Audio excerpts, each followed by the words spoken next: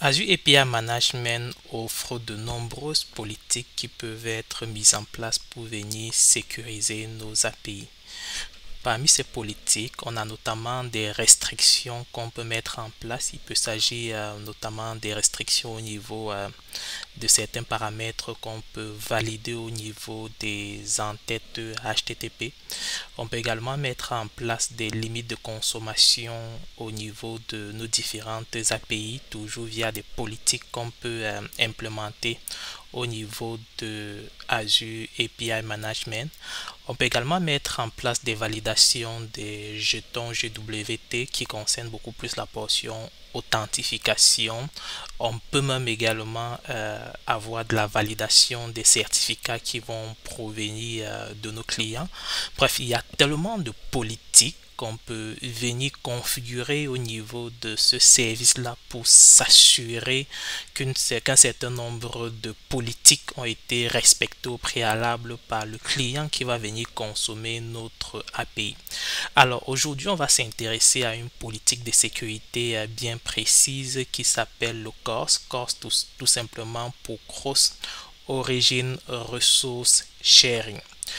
Alors, le corps, c'est tout simplement un mécanisme qui va permettre à des ressources qui se trouvent sur un domaine différent de venir consommer une autre ressource. Alors, pour la mise en contexte rapide, normalement une application qui est sauvegardée par exemple sur un serveur, donc on a configuré l'application, on a configuré le nom de domaine, on va prendre si on s'en tient au biais des blocs qu'on a à l'écran. Donc on va supposer qu'on a notre application qui s'exécute et qu'on a configuré un domaine exemple.com. Alors notre application, ce sont des fichiers HTML, des fichiers JavaScript, bref, toutes ces ressources-là qui sont sur ce serveur accessible à travers le nom de domaine exemple.com peuvent être consommées par notre application parce que ici, c'est le même domaine auquel on accède. Mais notre application a besoin également de consommer des ressources qui vont provenir d'une autre application qui est sur un domaine différent. Ici, c'est le domaine api.com. Et dans ce contexte-là, c'est notre API. Donc, c'est l'API d'un partenaire qu'on veut consommer. Alors, cette API-là se trouve sur un autre domaine et la ressource qu'on veut consommer, c'est tout simplement, lorsqu'on va faire la requête HTTP, ça va être des données et des données seront au format JSON. Ça, c'est le cas. Alors, vu que c'est sur un domaine différent, donc ici, on se retrouve avec des domaines distincts, alors le CORS, normalement, si c'est configuré, ça va tout simplement bloquer l'accès à la ressource en question, à la ressource qui est sur un autre domaine. Donc, il va falloir qu'on vienne configurer le CORS pour pouvoir donner des autorisations. Alors, c'est une bonne approche qui est utilisée pour sécuriser des API dans la mesure où, lorsque j'ai implémenté une API et que je veux la rendre accessible, le plus souvent, j'aurai les différents noms de domaines qui veulent consommer cette API-là. Alors, grâce au CORS, je pourrais filtrer et autoriser uniquement les noms de domaine de mes clients, donc des entités autorisées à consommer l'API. Alors, tout nom de domaine qui ne va pas faire partie de ma liste blanche ne sera tout simplement pas autorisé. Alors, maintenant, on va voir comment est-ce qu'on peut configurer cela pour autoriser des noms de domaine spécifiques à consommer notre API. Alors, si je reviens dans dans ma fameuse instance Azure API Management, donc ici, vous voyez qu'au niveau de mon produit, donc j'ai mon produit Charles que j'ai mis en place.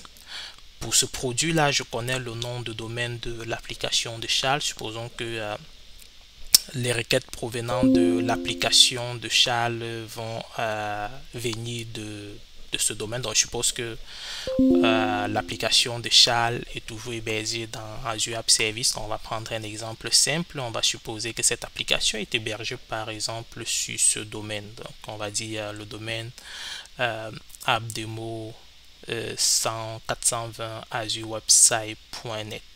Ok, donc je voudrais autoriser ce domaine-là à consommer mon application. Alors, ce que je vais donc faire, c'est de venir au niveau du produit pour Charles, aller dans stratégie. C'est au niveau des stratégies que je peux venir mettre mes politiques. Donc, on a les politiques inbound qui sont les politiques entrantes. Donc, ils doivent être validés pour toutes les requêtes entrantes. Les politiques outbound, c'est tout ce qui va être validé pour toutes les réponses qui vont être transmises au client dans toutes les requêtes sortantes. Alors ici, j'ai deux approches pour pouvoir définir mes politiques. Je peux les définir via code. Donc via le code, c'est tout simplement des documents XML que je dois configurer ou via une interface graphique. Donc là, je peux faire add. Lorsque je fais add, il me donne la liste des différentes politiques que je peux mettre en place avec au niveau des Azure API Management. Donc parmi ces politiques là, on a le CORS, donc Allo Cross Origin Resource Sharing pour permettre le partage de ressources interdomaines. Là, je vais cliquer sur la case, bien sûr le carreau correspondant, et là j'aurai une fenêtre qui va s'afficher. Donc si on met le étoile permet tout simplement d'avoir le open. Donc avec le étoile, c'est pour autoriser n'importe quelle origine, n'importe quel domaine à consommer notre API. Donc si on veut être restrictif ici, on va venir tout simplement ajouter la liste des domaines qu'on voudrait autoriser. Donc, je peux venir ajouter ce domaine, je peux faire add pour ajouter un autre, ça peut être peu importe. Donc on peut venir ajouter ainsi autant de domaines qu'on voudrait. Ok, donc là je peux faire ouais, ça doit être sous forme de HTTPS. Donc je vais mettre HTTPS de slash, ça c'est mon domaine. On va supposer que je vais ajouter deux domaines. Je suppose que j'ai une autre application qui s'appelle démo 421 par exemple, et là je peux faire un save, et lorsque je fais le save, on voit ici que le corps a été ajouté.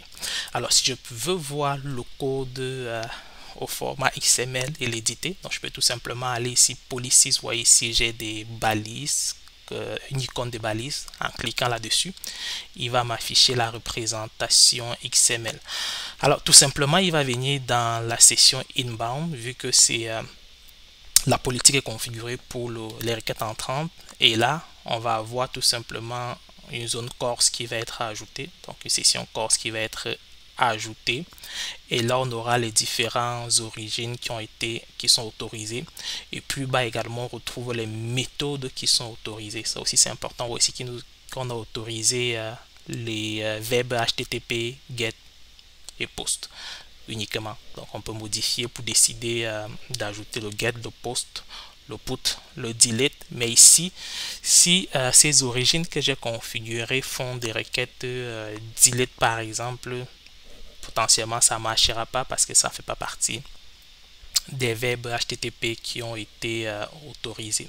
Alors c'est comme ça qu'on vient configurer le CORS au niveau de Azure API Management pour donner accès à des domaines spécifiques externes pour être en mesure de venir consommer nos API. Alors c'est une fonctionnalité de sécurité qu'on va recommander de mettre en place pour venir protéger les API, car ceci permet de whitelister au niveau de notre instance Azure API Management les entités autorisées pour pouvoir venir consommer tout simplement notre API.